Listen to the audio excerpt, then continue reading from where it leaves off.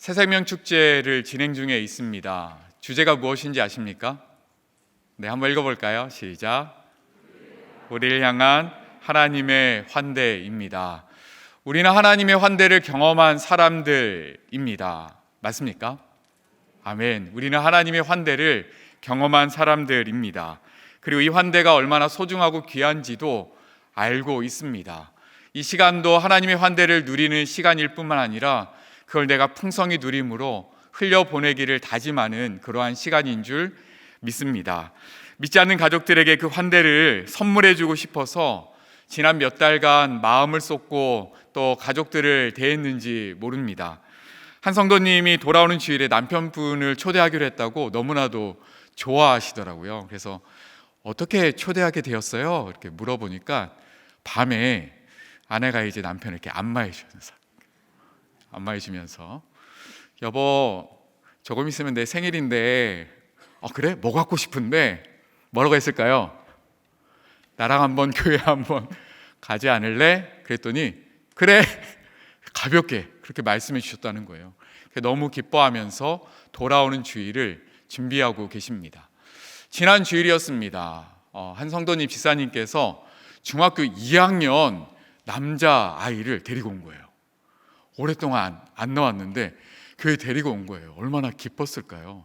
그리고 그 아이를 만나고 이야기를 나누고 너 꿈을 찾기를 원해, 목표를 찾기 원해 격려해주고 같이 기도해줬습니다. 그 이후에 집사님, 어떻게 중학교 2학년 남학생을 데리고 올 수 있었어요? 용돈. 네, 용돈. 너무 기뻐하시는 거예요. 그래도 우리 아들이 오랜만에 너무 예배 드렸다 기뻐합니다. 또 한 집사님은 직접 말하기 조금 껄끄러우니까 교회에서 만든 이미지 초대장을 남편분에게 이렇게 딱 보냅니다. 그리고 설명해 주죠. 새생명 축제 기간입니다. 같이 한번 가면 좋겠어요. 이렇게 보냈습니다. 카톡을 읽었어요. 답변이 없는 거예요. 이 카톡을 보고 고민하고 있나? 드디어 왔습니다. 뭐라고 왔을까요? 세 단어. 나는 참여 안함. 거절을 맛보신 거예요. 그래서 목사님, 좀 더 기도가 필요한 것 같습니다. 이렇게 말씀을 나눠주셨습니다.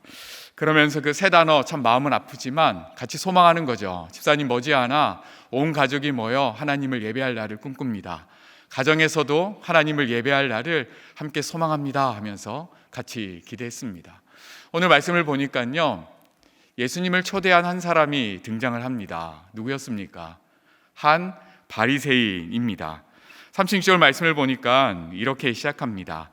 한 바리새인이 예수께 자기와 함께 잡수시기를 청하니 이에 바리새인의 집에 들어가 앉으셨을 때에, 바리새인의 이 모습을 보면요, 두 가지 특징이 있습니다. 첫 번째는 어떤 모습이냐면 예수님을 초대만 합니다. 예수님을 초대만 합니다. 식사하기 위해서 초대했습니다. 집으로 들어오셨습니다. 그러면 어떻게 해야 될까요? 요즘 우리 코로나로 들어가자마자 손 씻는 게 일상인데 그 당시 문화도 마찬가지였거든요. 손님이 들어오면 발 씻을 물을, 또 손 씻을 물을 대접합니다. 그게 기본적인 환대였습니다. 그런데 하지 않는 것입니다.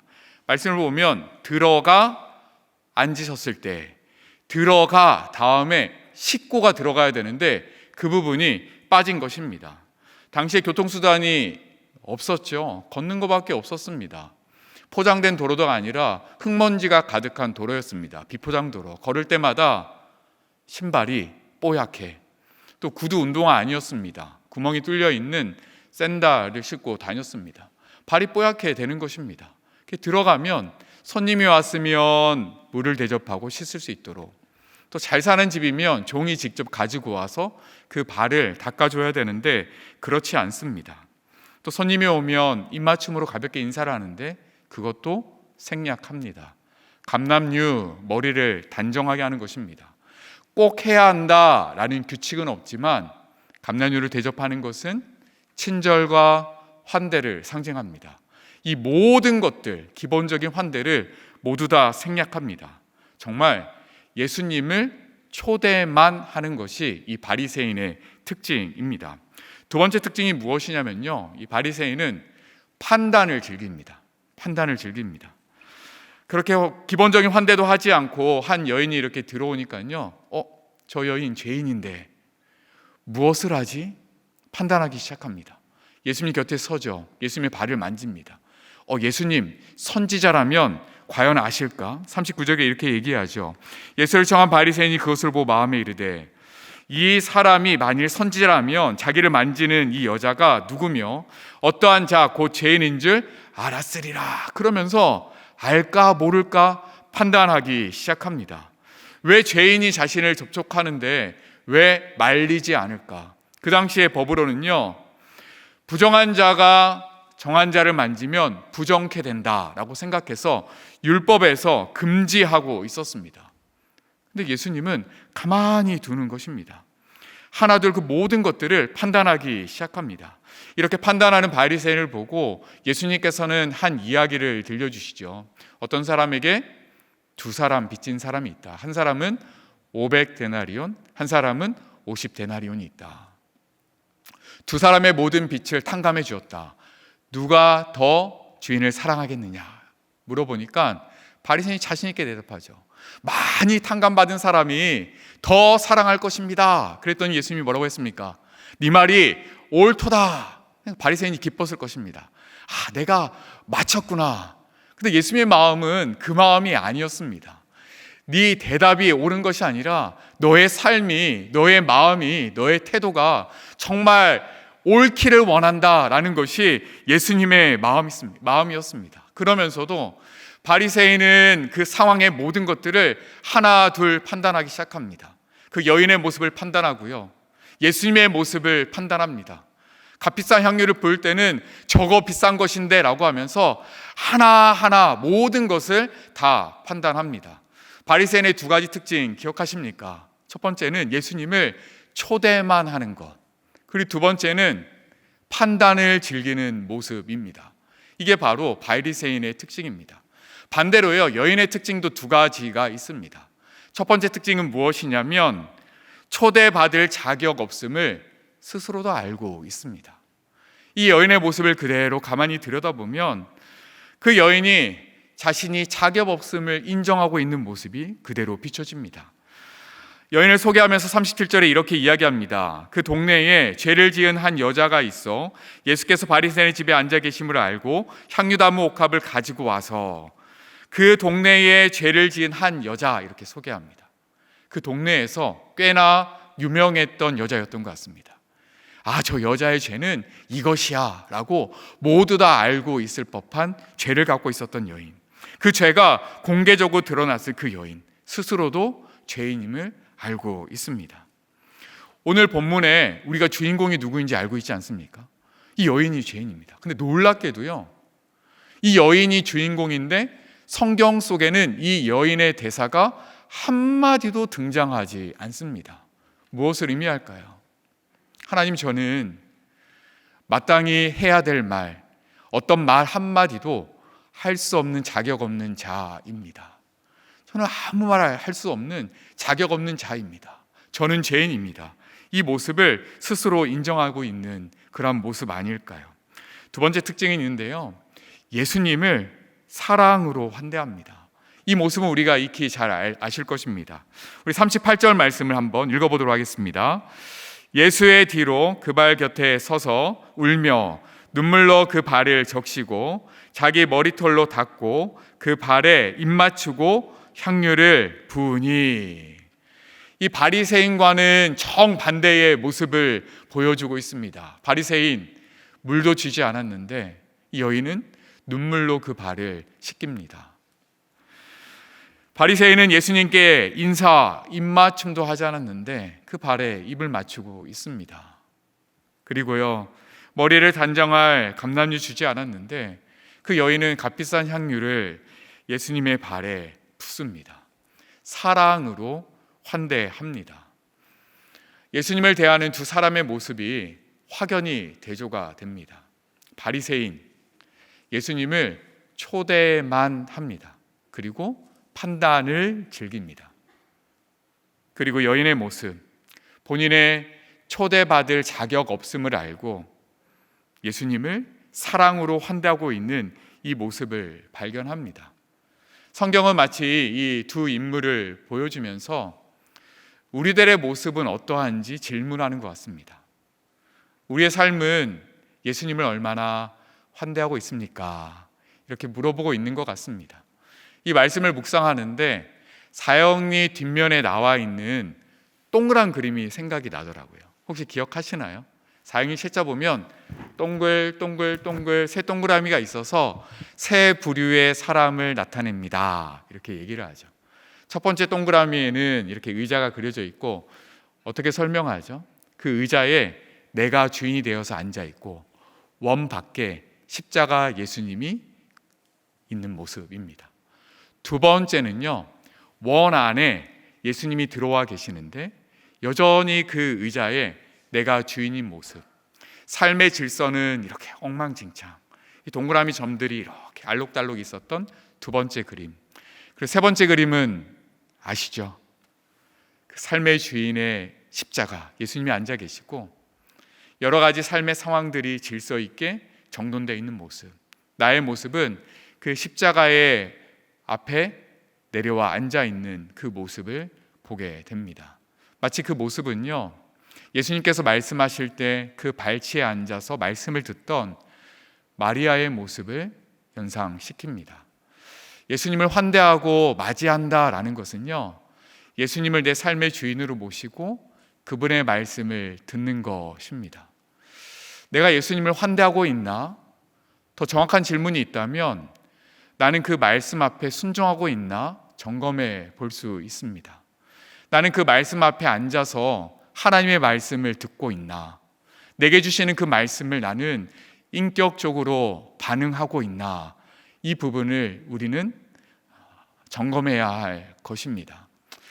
어떠십니까? 목사인 저도요, 내 삶의 의자에 예수님께서 앉아 계시고 그 발밑에 이렇게 가만히 앉아 그 말씀을 들으며 질서 있는 삶을 살아가고 싶지만 때로는 불쑥불쑥 그 자리에 제가 올라가는 모습을 발견하게 됩니다. 얼마나 우리의 모습이 약하고 부족한지 모릅니다. 지난 주일날 유아 세례 문답식을 했습니다. 그래서 어린아이들을 데리고 이제 부모님들이 오셨습니다. 목사님들이 한 분 한 분 만나면서 세례 문답을 합니다. 문답을 하면서 짧은 시간이니까 중요한 얘기만 탁탁 전해주는 거예요. 저는 이야기를 했습니다. 어머니, 아버지, 집사님 얘기한 다음에 우리에게는 이제부터 중요한 과제가 있습니다. 정말 중요한 과제가 있는데 이 질문을 지금부터 반복하면서 고민하시면서 좀 하나님께 지혜를 구했으면 좋겠습니다. 질문은 이것인데요, 보이지 않는 하나님을 어떻게 내가 우리 자녀에게 보여줄까? 이 질문을 계속해서 던지셨으면 좋겠습니다. 보이지 않는 하나님을 내가 어떻게 자녀에게 보여줄 수 있을까? 저에게도 던지는 질문이고 성도님들께도 던지는 질문입니다. 보이지 않는 하나님을 어떻게 내 삶으로 보여줄 수 있을까? 그러면서 구체적으로 또 물어보죠. 일주일의 삶을 돌아봤을 때 자녀들에게 어떻게 하나님의 살아계심을 보여주고 계십니까? 그럼 대답을 잘 못하십니다. 쭈뼛쭈뼛 하십니다. 그게 우리의 상황인 거죠. 그렇게 마음을 나누고 같이 기도합니다. 하나님 아버지, 우리가 자녀의 유아 세례를 준비하고 있습니다. 하지만 하나님, 우리의 삶이 너무나도 분주해서 내 믿음조차 지키기 힘든 하루하루를 살아갑니다.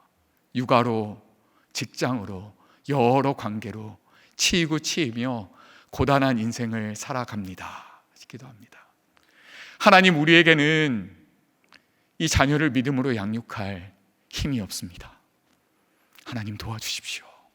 기도하고 그냥 같이 웁니다. 그러면서 하나님, 먼저 우리가 일상에서 하나님의 환대를 경험하게 해주시고 내가 억지로 짜낸 환대를 아이들에게 경험하게 하는 것이 아니라 나를 통해 그 환대가 좀 자연스럽게 흘러갈 수 있도록 하나님 도와달라고 함께 소망하며 함께 기도하는 시간을 보내게 됩니다. 바리새인과 이 여인의 모습을 보니까요, 마치 우리가 여인의 모습과 같지만 가만히 들여다보면 바리새인 모습과 참 많이 닮아 있는 것을 발견하게 됩니다. 예수님을 초대만 하고 있지는 않은지 점검해야 할 것입니다. 그리고 예수님을 일상에서 누리고 있지 못한 부분이 있다면 얼른 돌이켜야 할 것입니다. 그리고 자녀와 가족과 부모를 판단하기를 즐긴다면 그 판단 내려놓고 주님께 맡기는 훈련이 이 밤에 우리 가운데 일어나게 될 줄을 믿습니다. 그렇다면 이렇게 냉대, 홀대로 대하는 바리새인을 예수님은 어떻게 대하시는지 아십니까? 마치 우리와 같은 그 바리새인을 예수님은 어떻게 대하시는지 아십니까? 짧게 세 가지만 좀 살펴보려고 하는데요. 첫 번째는 이름을 부르십니다. 40절 말씀입니다. 우리 같이 한번 읽어보겠습니다. 함께 읽습니다. 예수께서 대답하여 이르시되 시몬아 내가 내게 이를 말이 있다 하시니 그가 이르되 선생님 말씀하소서.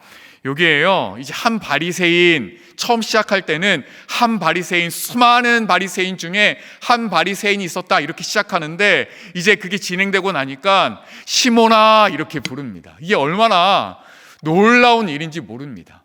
그 바리새인을 향해서 예수님이 시몬아 하고 부르는 것입니다. 다정하게 이렇게 부르면서 사람의 이름을 부르는 게 흔치 않습니다. 그리고 놀라운 것은요, 예수님께서 바리새인을 부를 때 이렇게 이름을 넣어서 불러본 적이 없습니다. 바리새인을 부를 때 어떻게 부르셨는지 아십니까? 이 마태복음 23장 33절 보실까요? 이렇게 부르십니다. 바리새인 뱀들아, 독사의 새끼들아. 이 바리새인을 향해서 예수님께서 평소에 이렇게 부르십니다. 교만한 자, 말씀을 깨닫지 못하는 자, 자기의 틀에 갇혀 있는 자, 이렇게 부르시는데 그 한 바리새인을 향해서 시몬아 이렇게 부르십니다. 이 방에 찬양하면서 기도할 때에 먼저 나를 환대하면서 내 이름을 불러주시는 주성아 이렇게 불러주시는 하나님의 환대를 먼저 우리가 듣게 되기를 소망합니다. 이 환대의 마음이 우리 마음대에 전해지면 어떤 기도가 절로 나올까요? 하나님, 우리 자녀 이름도 불러주세요. 하나님, 우리 남편 이름, 우리 아내 이름도 불러주세요. 하나님, 우리 부모님 이름도 좀 불러주세요. 이렇게 절로 기도가 나오지 않겠습니까? 이 밤에 가장 먼저 기도할 것은 하나님, 이 하나님의 환대를 내가 먼저 경험하게 해 주옵소서.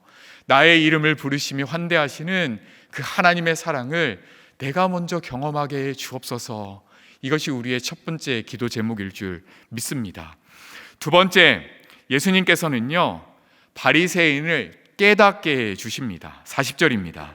예수께서 대답하여 이르시되 시몬아 내가 내게 이를 말이 있다 이렇게 얘기합니다. 그냥 막 혼내키는 것이 아니라 차분하게 앉아서 시몬아 내가 너에게 이를 말이 있다 그랬더니 선생님 말씀해 보시죠 이렇게 이야기를 합니다. 그리고 그 한 영혼을 깨우기 위해서 예수님께서 그 시몬만을 위한 이야기를 들려주시는 거죠. 아까 들렸던 그 이야기. 시몬아 시몬아 있잖아. 두 사람이 있다. 더 그 사랑하는 사람이 누구냐 이렇게 물어봅니다. 이야기를 해주시고요. 그 이야기를 잘 따라왔는지 점검되십니다. 옳다 칭찬도 해주십니다. 쫙 마음을 끌어주시죠. 그 다음 어떻게 하나요? 딱 각도를 틀어서 그게 바로 네 모습이야 깨닫게 해주십니다. 하나님께서는요 예수님께서는 그 시몬 한 사람의 이름을 부르시고 그 영혼을 깨닫게 하시기 위해서 그만의 그에게 맞는 스토리를 이야기해 주십니다. 근데 가만히 돌아보면요 이 예수님이 우리에게 주신 스토리, 시몬에게 주신 스토리가 성도님들 각자에게 다 있습니다. 있지 않습니까? 이 자리에 앉기까지 얼마나 많은 일들이 있으셨습니까? 평소에 금요기도회에 안 오시다가 또 오늘 특별히 나오신 분들 계시죠? 하나님과의 스토리가 있기 때문입니다. 지난주에 다락방을 하는데요 그 다락방의 별명을 제가 붙였는데 눈물의 바다 다락방입니다. 한 분이 이야기하면 옆에 분이 울어요. 그럼 또 말하던 사람도 웁니다. 또 다른 분이 얘기하면 또 옆에도 또 웁니다. 마주보고 있는 사람도 웁니다. 다 운 것 같아요. 저도 이렇게 눈물이 나더라고요. 밥 먹었습니다. 또 울어요. 차 마셔요. 또 울어요. 쿠키를 먹는데 또 울어요. 계속 우는 거예요. 이유가 무엇일까요? 본인의 삶을 이야기하면서 지난 시간들을 쭉 돌아보니까 하나님께서 나만의 이야기를 만들어 가시는 거예요. 그때는 몰랐는데 그때가 없었으면 지금의 나는 없었습니다. 고백하는 거죠. 그리고 깨닫기 시작합니다. 예수님께서 바리새인을 깨닫게 하기 위해서 그 이야기를 펼쳐가듯이 하나님께서 저와 여러분들의 삶에 깨달음을 주시기 위해 그 인생의 역사를 펼쳐가시는 것을 발견하게 됩니다. 세 번째, 이 냉대로 대하는 바리새인, 예수님께서 어떻게 하시냐면 본을 보여주십니다. 깨닫지 못하니까요, 실물, 사람, 누굽니까? 여인입니다. 44절, 그 여자를 돌아보시며 시몬에게 이르시되 이 여자를 보느냐, 보여주시는 거예요. 이야기를 완통하니까 이 여자 보이지 않냐라고 하면서 실물 교육, 본보기까지 보여주시는 것입니다. 그러면 44절에 이렇게 이야기를 펼쳐가십니다.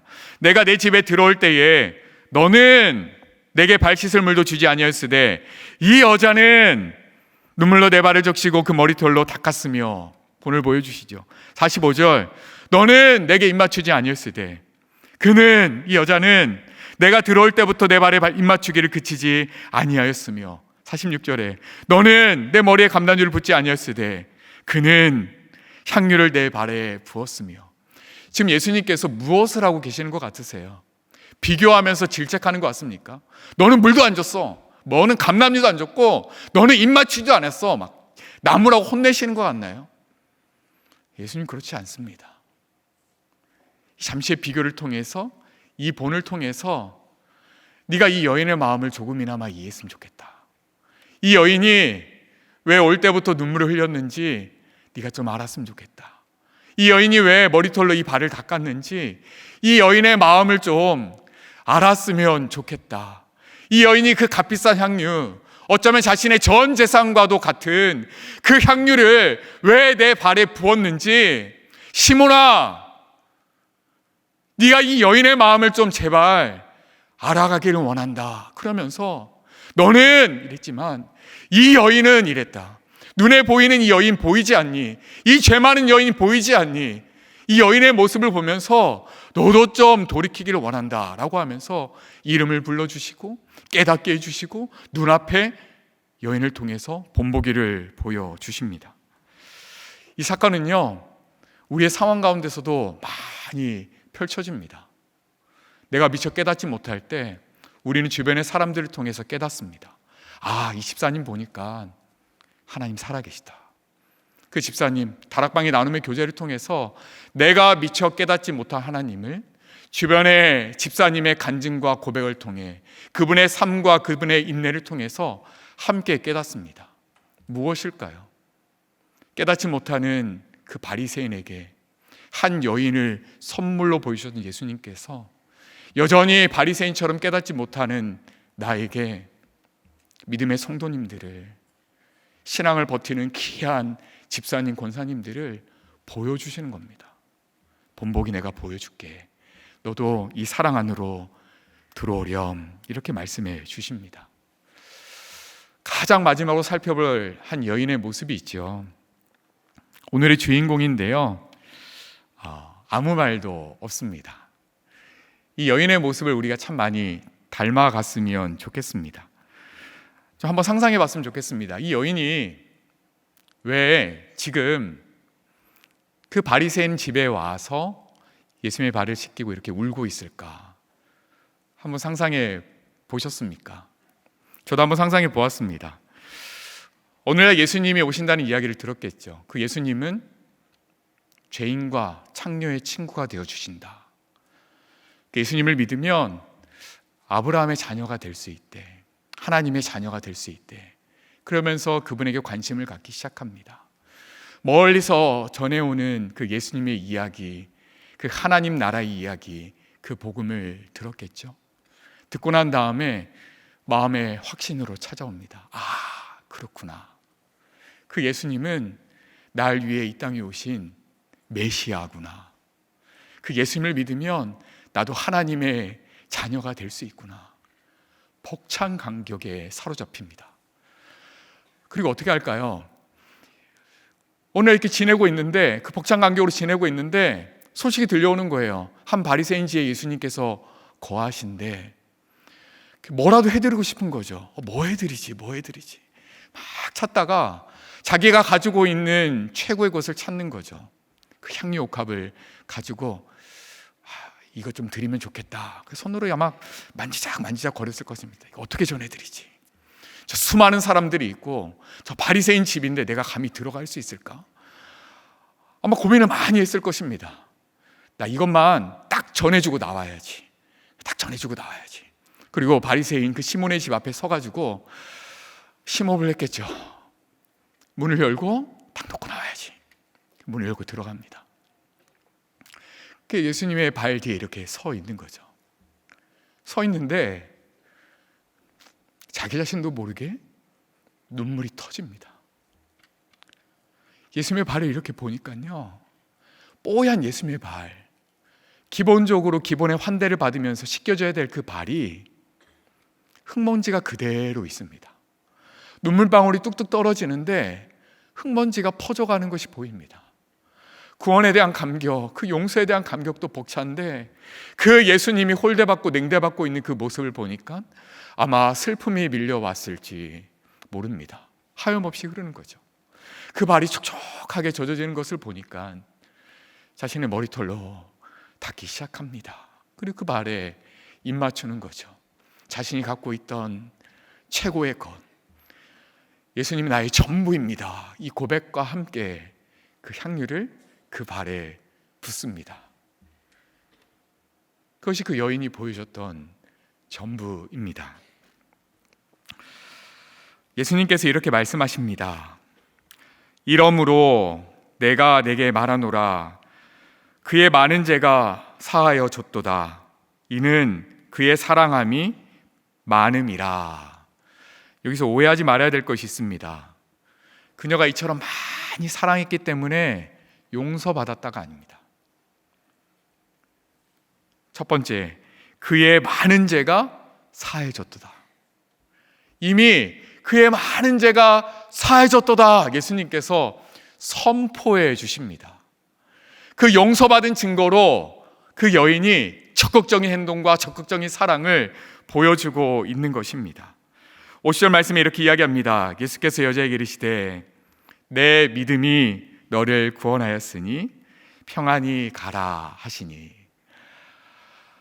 이 여인은요, 먼저 예수님의 환대를 풍성히 경험했습니다. 그리고 난 다음에 그 평안을 마음속에 품고 앞으로의 삶은 그 예수님의 환대를 전하는 삶으로 그 인생이 변화된 줄로 믿습니다.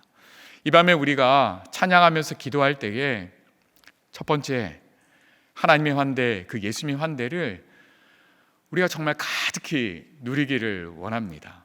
찬양할 때도 기도할 때도 하나님, 이 식어진 이 마음에 여기 예수님 십자가 바라봐도 냉랭한 이 마음에 하나님 다시 한번 이 여인이 흘렸던 눈물을 좀 회복시켜 주십시오. 그 하나님의 환대가 내 심령 가운데 먼저 충만해지기를 소망합니다. 이 마음으로 우리 같이 찬양하고 함께 기도하면 좋겠습니다.